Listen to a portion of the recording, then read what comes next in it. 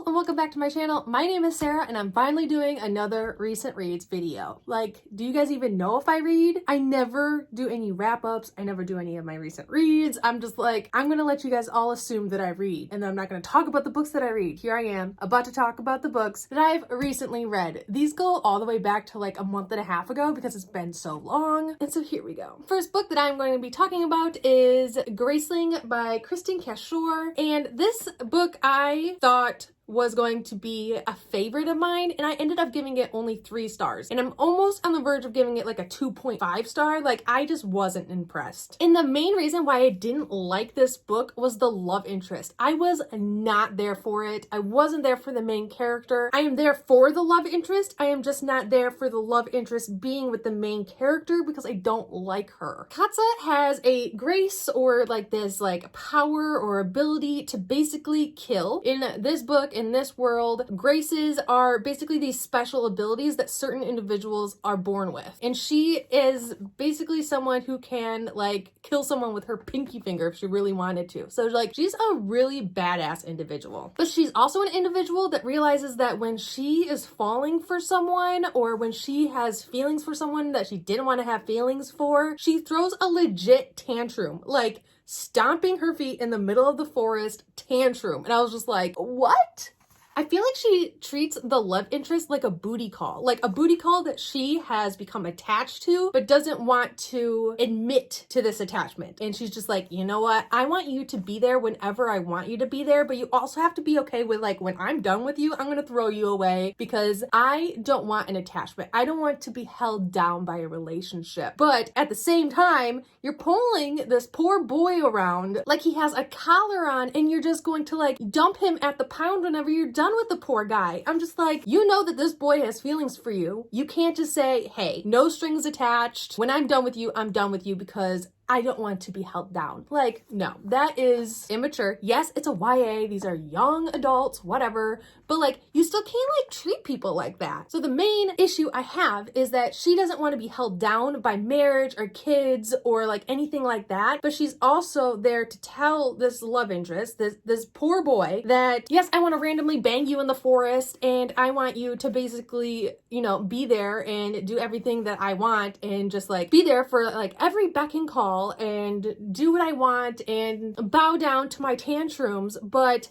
I don't want to be held down. It's just like, you can't have it both ways, my dear. You can't. I think for a YA, she's even more immature than a lot of other very immature characters that I've read in YA. And this just, I don't know, maybe it's because I'm getting older that it's just like, wow, this is annoying and I hate it. And it makes her just a really bad human being to like everyone around her. And like, I don't know, it rubbed me the wrong way. Another issue I had with this book is like, it does have a main character who can kill with her pinky finger with like a look, but I didn't feel like it was dark enough. Like, I was going into this book thinking it was going to be like a dark YA fantasy, and it was just a whiny girl with special killing abilities, and like that was pretty much just like it was just the icing on the cake with nothing really inside besides just white plain cake. Like, there's nothing inside, no sparkles. This isn't a funfetti cake. This is just a vanilla cake with vanilla frosting, and that is it.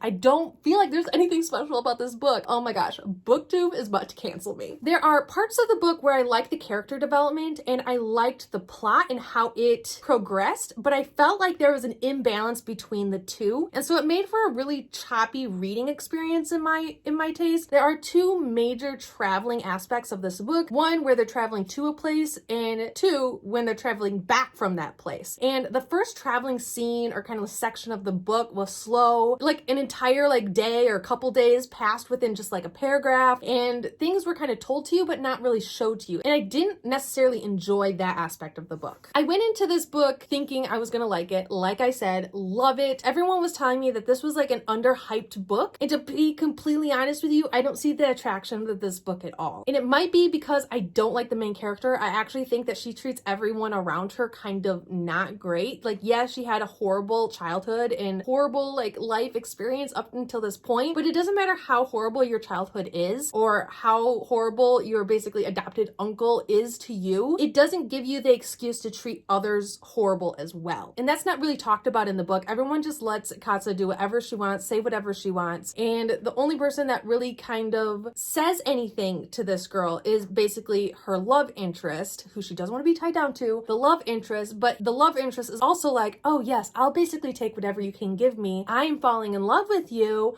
but I understand that like you don't want to be tied down. So like when you're done with me, I guess I'll just like hop in the trash myself. Like you don't even have to throw me away. And you know what? I just spent almost 6 minutes talking about how this book just isn't for me, and it really isn't. I am very torn whether or not I want to pick up book 2, because I did like the ending of this book so much better than I liked the beginning. It might even be like the last 20%, 15-20% of this book that I actually did enjoy, and I felt like it was getting better. But I don't want to read book 2 and it take 80% of book 2 for me to actually start liking book 2. So if you've read the entire series or read book 2, out of everything that I just said, will I like book 2? That's basically what I want to know. Thank you. The next 2 books I'm going to talk about together, or sort of together, but that is The Supremacy Witch by Marianne Mavis and The Shadow Witch. So this is book 1 and this is book 2 to a new-ish trilogy. This is an indie self-published author, and I am really enjoying this trilogy. I still do need to read book 3, but I gave book 1 4 stars and book 2 3 stars. I didn't like book 2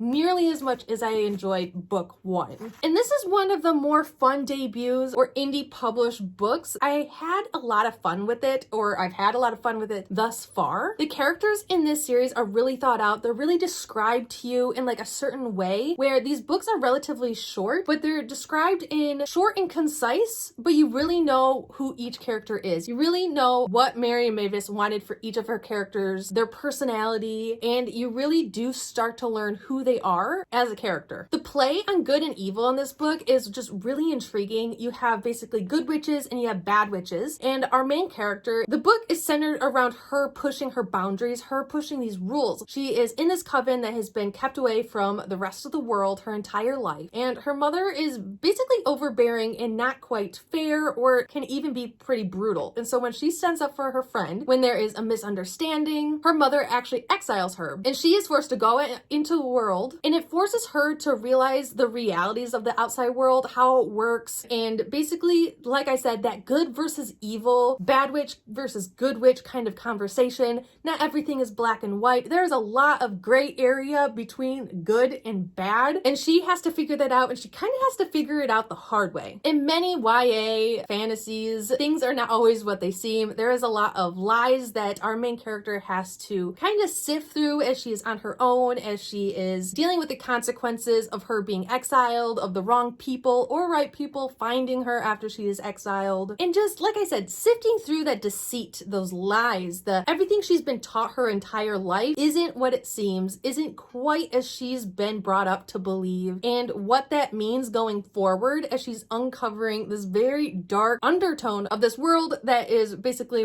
run by good witches, bad witches, and basically normal human people who don't know that witches even exist. Book 2, unfortunately felt kind of sluggish to me. It had that middle book, second book syndrome feel to it. It felt like it was a lot of traveling from one place to another, and like just the all-around feel of it was just slow, and at times it felt like the plot was really confusing, almost like the author wasn't quite sure where she wanted the book 2 to go and how she wanted book 2 to end, to lead into maybe her idea of how she wanted the trilogy to end. She had a really good beginning. I've heard really good things about the third book, but I felt like maybe she didn't quite connect book 1 and book 3 together in book 2 quite how she could have. Not to say that I think it's bad, I just think it maybe needed a little bit of tweaking, maybe a little bit longer, so there was a little bit more explanation in between scenes. Some of the timing was kind of weird. There were some time lapses, that sort of thing, and it felt like the ideas were there, the plot was there, I just don't feel like it came together quite as well or smoothly as it could have. With that in mind, I really love these characters. They're just really easy to connect with, really easy to understand, and I love how each and every character in this book took such a drastic turn from book 1. Our main character is traveling with people from her old life when she was in seclusion in this mountain, away from all witches, all people, and people from her, what I would consider her new life, with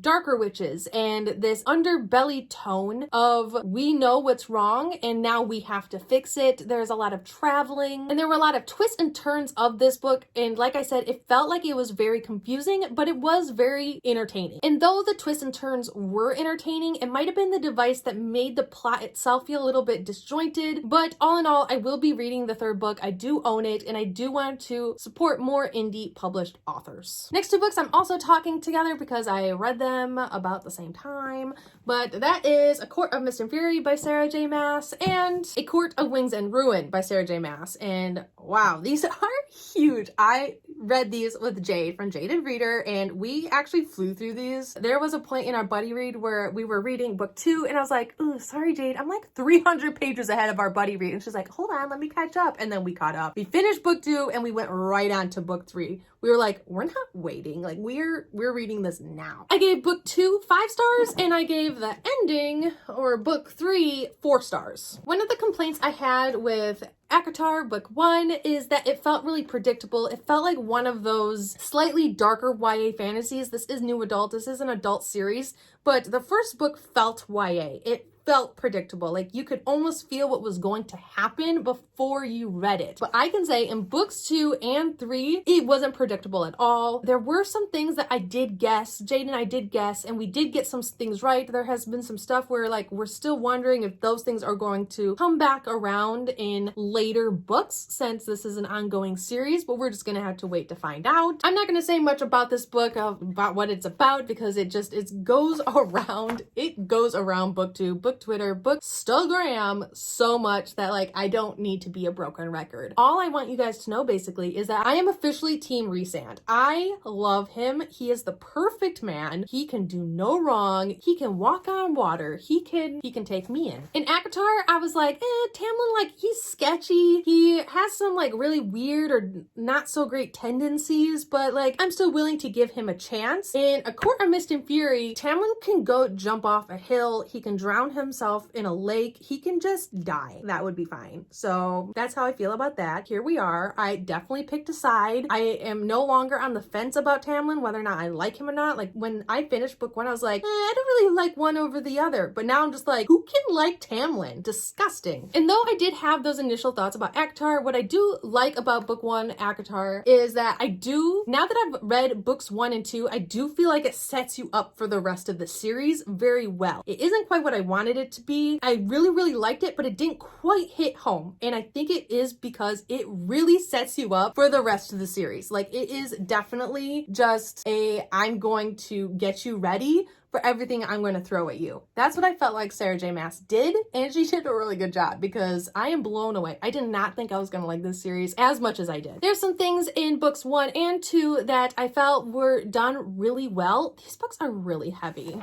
Things I do for book 2. I felt like the PTSD representation and aspect of this book was done quite well. It seemed really realistic, and it's one of those things where when I read representation of PTSD or things like PTSD in books, in fantasy novels, it's grazed over. It's talked about for maybe 2 chapters, and then, like, the characters are just healed. They're just better. But PTSD in this book, it's not grazed over. It comes back. It comes back through, it's probably almost, 1,500 pages, maybe more. Honestly, it's talked about up until the very end. And it shows the progression of healing. How when you have something like PTSD, it's not something that just goes away. You can get better, but there could be times, there could be things, there could be triggers that come back, and it could be months later when something triggers you and bam, it's there. With this series, I found myself getting emotional. I found myself getting angry, like heated angry. I found myself laughing out loud, smiling. At one point, I was literally tearing up, like I was almost heartbroken. I was heartbroken. These books were an emotional roller coaster, but they evolved so well from book 1 to book 2 and 3. Like, it was such an evolution. With With book 3, I knocked off a star because it didn't quite end how I wanted it to. Meaning, it made me a little mad, irritated. There are certain characters that, I mean, I wouldn't even call it redemption. Like, they don't really do anything to be redeemed. But like, these are the same characters that for the entire series, they can act how they want. They can treat Feyre, our main character, how they want. They can say what they want. They can basically do whatever they want. They can be horrible, horrible, horrible human beings in more ways than one. And no one bats an eye. No one, not a single person bats an eye at these two characters. Yes, I am talking about the sisters. They just, yes, there's reasons why they are acting a certain way. It's just no one bats an eye. No one puts them in their place. No one says, hey,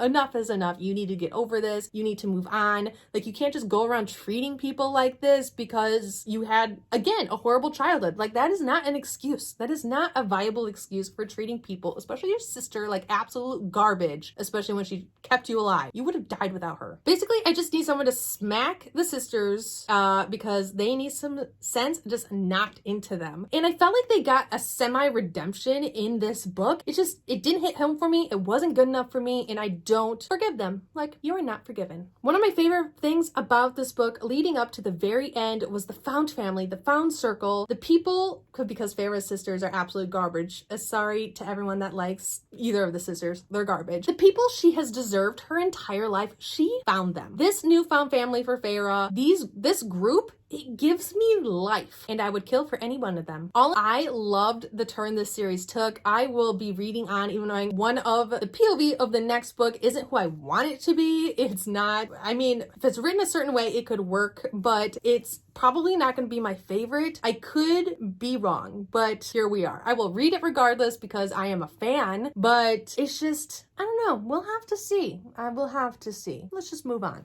2 more, and these reviews are going to be slightly shorter because I don't have a lot to say about them. But the first one is Fullmetal Alchemist, the 4-panel comics by Hiromu Arakawa. If you don't know, I love Fullmetal Alchemist with all my heart. My cats' names are Havoc and Mustang for Jean Havoc and Roy Mustang. This series means so much to me. So I read the 4-panel comics, which is basically the author of the manga, Hiromu Arakawa, basically making fun of her own characters, her own story. It's basically a satire of her own work, and it's hilarious. I gave it 5 stars, and it's fun, it's fast, it's easy, it's entertaining, and it really does give you like a light, airy feel to an already really serious series. This series is really, really serious. It does have a lot of humor, but as you get farther into the series, it gets darker and darker and darker and sadder and more brutal and bloodier, on-page stabbing, and it